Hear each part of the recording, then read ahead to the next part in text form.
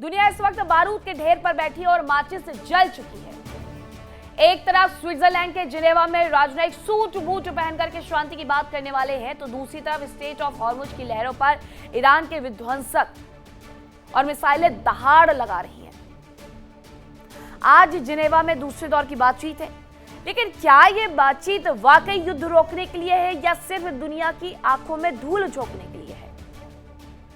क्योंकि मेज पर बैठने से ठीक पहले ईरान ने समंदर में अपना शक्ति प्रदर्शन शुरू कर दिया।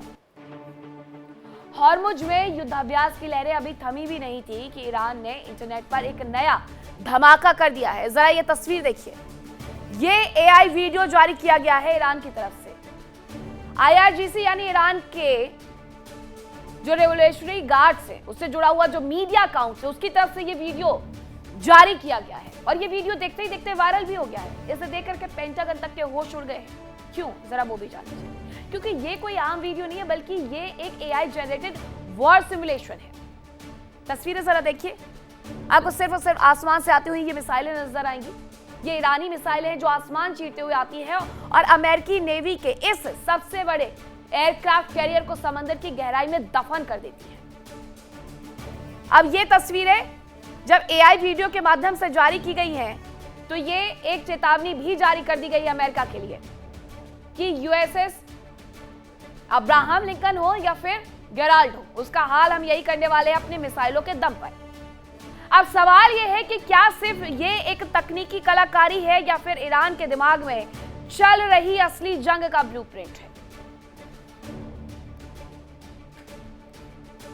ये तस्वीरें देख रहे हैं आप, ये कोई आम वीडियो नहीं है, बल्कि ये एक एआई जनरेटेड जो वॉर सिमुलेशन है।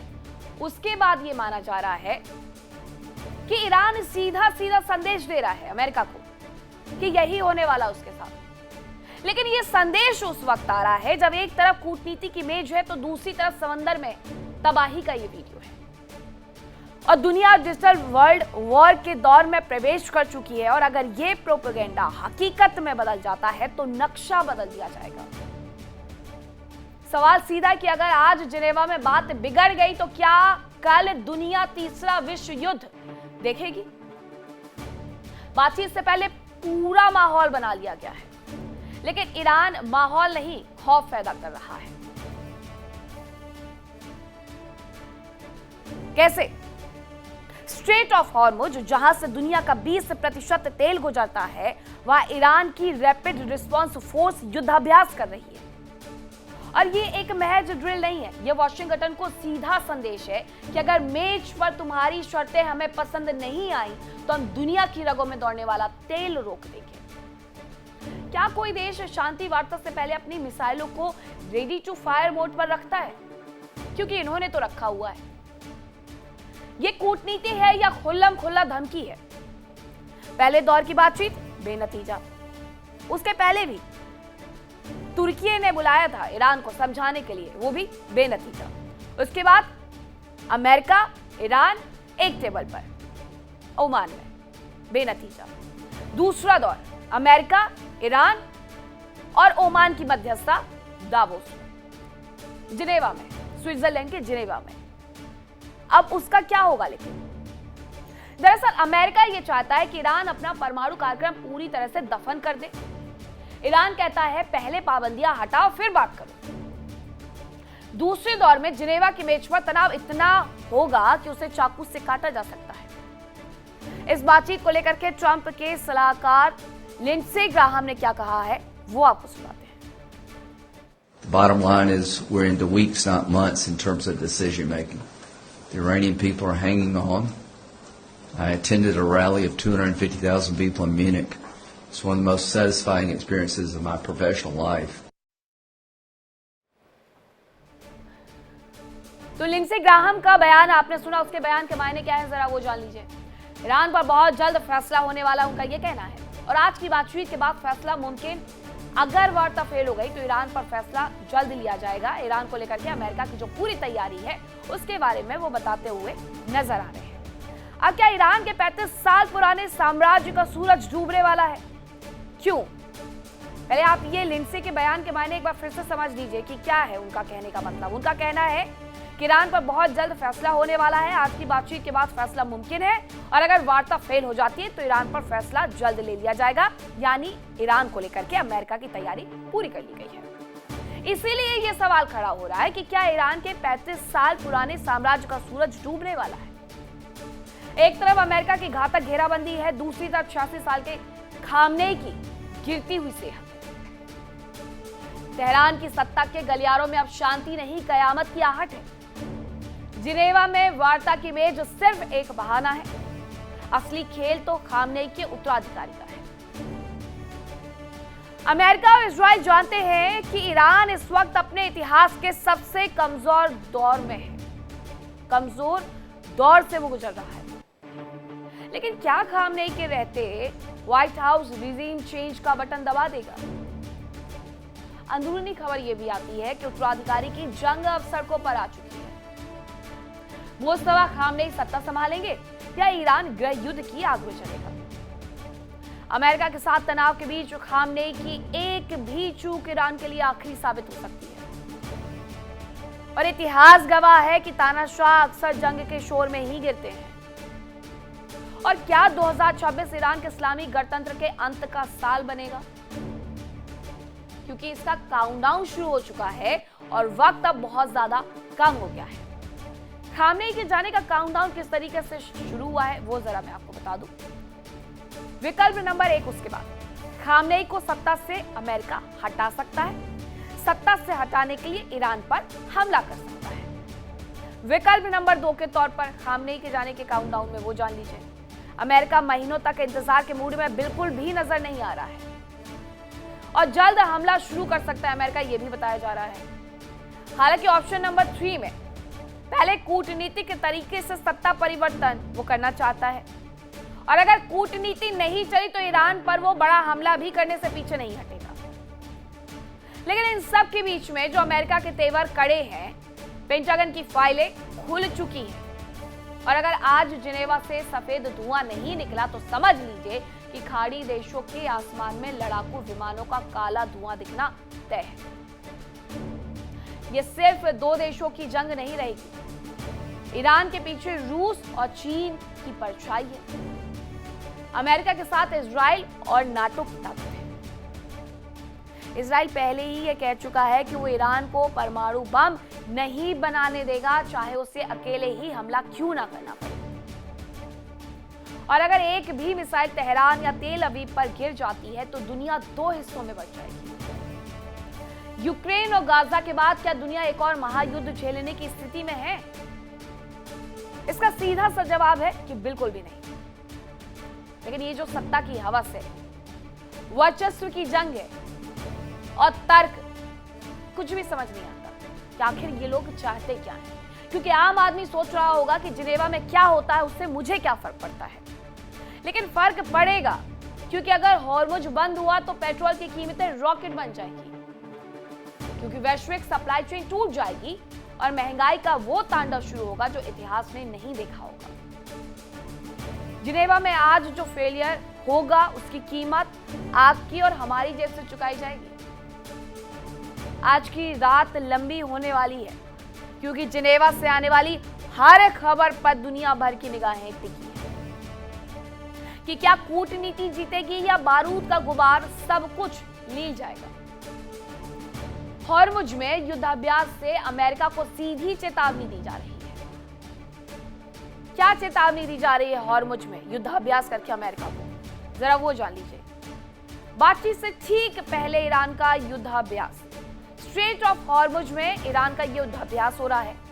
मिलिट्री और नेवी इसमें शामिल है। क्या क्या शामिल किया गया है इसमें? बैलिस्टिक क्रूज मिसाइलें, कद्र 110, कद्र 380 मिसाइल, कद्र 360 मिसाइल।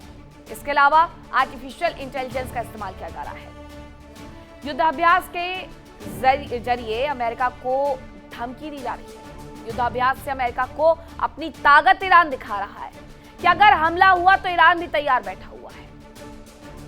अब जब जिनेवा में दूसरे दौर की बातचीत है, लेकिन ईरान वहां खाली हाथ नहीं गया है। उसके साथ और उसके हाथ में कूटनीति की फाइल है और दूसरे हाथ में मिसाइल का रिमोट है। ईरान का ये युद्धाभ्यास अमेरिका के लिए एक सीधी ब्लैकमेलिंग है। वो ये कह रहा है कि या तो पाबंदियां हटाओ या फिर खाड़ी के समंदर को कब्रिस्तान बनते हुए देख लो। सवाल यह है कि क्या ट्रंप और उनका प्रशासन इस दबाव में झुकेगा या फिर समंदर की लहरें लाल होने वाली है। ईरान की इस गुस्ताखी को दुनिया चुपचाप नहीं देख रही है। रेड सी में पहले से तनाव है और अब हॉर्मुज में ईरान के इस ड्रिल ने इजराइल को और मौका दे दिया है।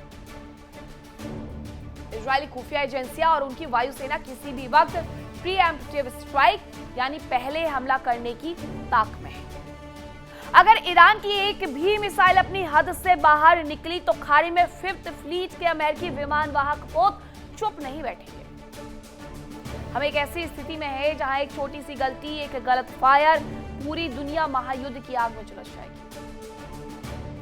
जिनेवा में होने वाली वार्ता पर नजरें टिकी हुई हैं। वार्ता फेल होते ही हमला शुरू हो जाएगा। अब वार्ता फेल होते ही हमला किस तरीके से शुरू होगा जरा वो जान लीजिए। हो क्या रहा है? ईरान के आसपास यूएस सेना का जो बड़ा जमावड़ा है वो देखने को मिल रहा है। ईरान के चारों तरफ अमेरिकी घेरा बना हुआ है और यह ट्रंप ने पूरी स्ट्रेटजी पहले से बनाई हुई थी। इसके लिए बाकायदा हजारों सैनिक, फाइटर जेट, मिसाइल लेस युद्धपोत तैनात कर दिए गए थे। इसके अलावा अगर मैं बात करूं बड़े बड़े हथियारों की तैनाती, कौन कौन से वो बड़े हथियार हैं? F-35 लड़ाकू विमान इसमें है। इसके अलावा फोकस एयरक्राफ्ट भी इसमें है। एयरक्राफ्ट कैरियर कौन कौन से हैं इसके साथ? USS गैलार्ड, B-52 बॉम्बर, इनकी तैनाती भी वहां पर की गई है। टॉमहॉक मिसाइलें भी वहां पर हैं। कैरेबियन सी में 2 कैरियर डिस्ट्रॉयर और सबमरीन पहले से तैनात। अब खास बात क्या है वो जरा जान लीजिए। खास बात यह है कि हफ्तों तक चलने वाले सैन्य ऑपरेशन की तैयारी में अमेरिका जुटा हुआ है। बहुत लंबा तो वो भी नहीं चाहता, लेकिन उसने तैयारी लंबे की कर रखी है। लेकिन अमेरिका चुपचाप अपने सैन्य ताकतों को रेडी टू फायर मोड में रखकर बैठा हुआ है और ईरान का ये युद्धाभ्यास शांति की कोशिशों पर एक तमाचा है। जिनेवा की मेज पर बैठे लोग शायद फाइल्स में उलझे रहे, लेकिन हॉर्मुज की लहरें हकीकत बयां कर रही है कि बारूद बिछ चुका है, चिंगारी जल रही है, बस धमाके का इंतजार है।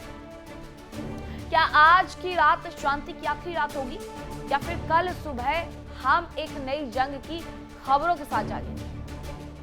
दुनिया सांस रोक करके देख रही है क्योंकि हॉर्मुज की हलचल किसी के लिए भी शुभ नहीं। जिनेवा में होने वाली बातचीत पर ट्रंप ने क्या कहा है वो भी आपको जरा सुना देते हैं।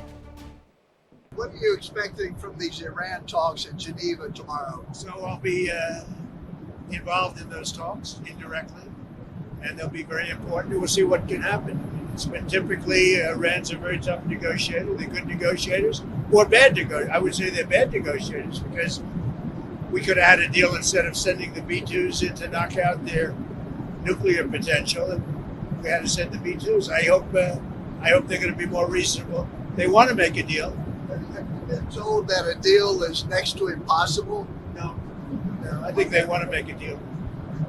I don't think they want the consequences of not making a deal. They want to make a deal.